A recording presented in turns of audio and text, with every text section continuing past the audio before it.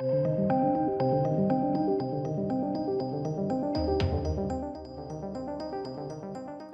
to the channel, ladies and gentlemen. Welcome to my episode 7 review of Raised by Wolves. I'm not overly sure where to start with this review,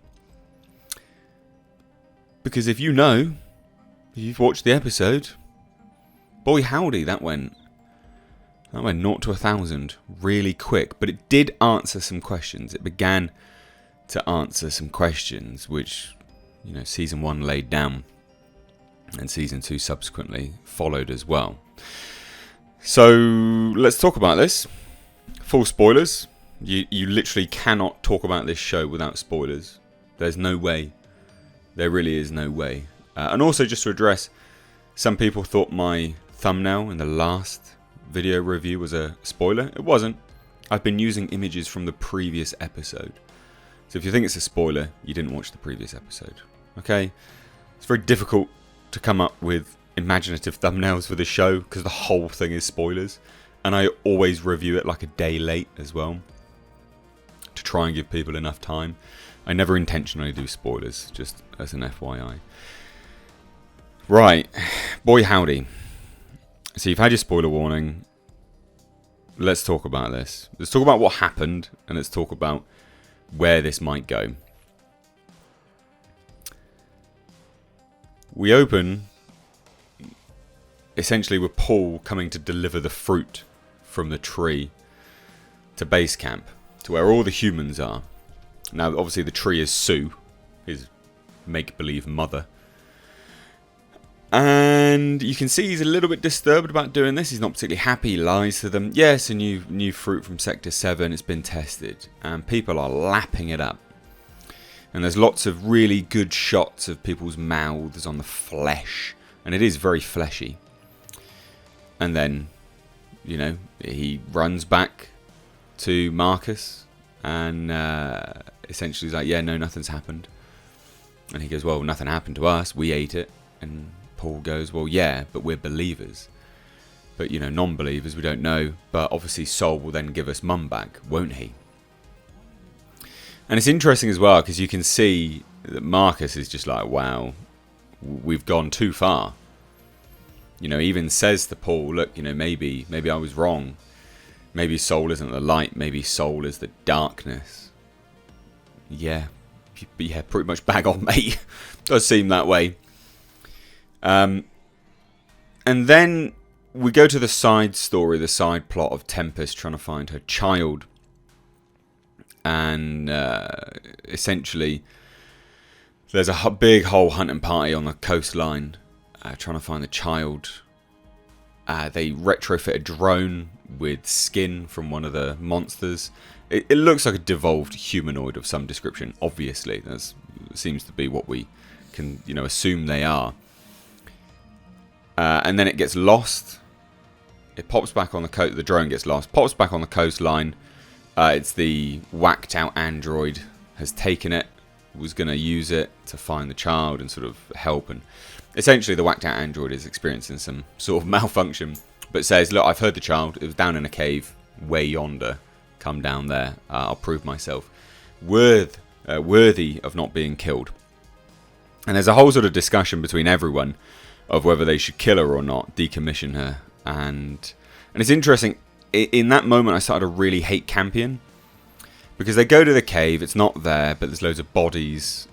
Well, there's a body of a creature, an infant creature, which is obviously the creature that took Tempest's child. Obviously had tried to give birth. It failed and obviously wanted another child. So it was actually, if you're thinking about it, it was actually quite sweet that it was doing that. Obviously, it's a monster. It's a devolved humanoid. But still, it was still quite sweet. But they talk about this. They talk about this android decommissioning her and stuff, and then Campion just runs after it, and they're running towards a storm. The storm is actually the serpent that's now been weaponized, because oh my god, the serpent went and ate Sue, the tree. Yeah. After Sue came through on a communicator saying, burn me, because she knew what was going to happen, somehow knew what was going to happen. Serpent comes down, eats the whole tree, becomes weaponized, just like Mother. And then obviously the serpent's then on a weird revenge mission for Campion. But Campion's running towards where the android went, which is coincidentally towards where the serpent went, for whatever bloody reason. Father chases after him, gets hit by a shockwave blast, an echo blast, and you're just like, Campion, mate, can you just do as you're told for 1 second, you little brat? So I started to really get annoyed with Campion in this episode, because he's just very childish, really. Like, I get it, he's wanting to save the android Reaver, I think the name was.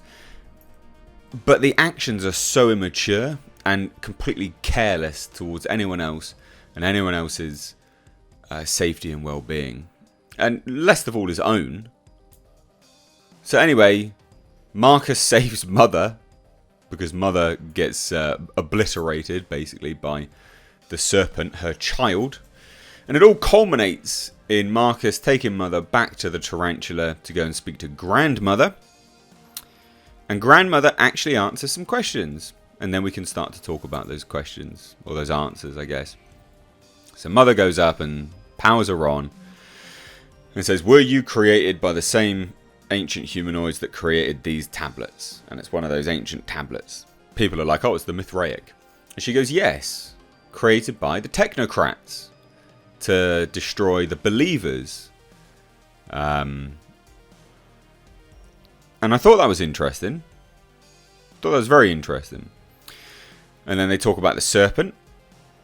And apparently the serpent is destined to try and destroy the planet, because that's always what they've done. She's a caregiver. Grandmother is. Her programming is designed just to care for humans and shepherd them along the way. I mean, literally the same as what the new settlers of Kepler 22b with the androids are basically trying to do. Really interesting. It's this cyclical...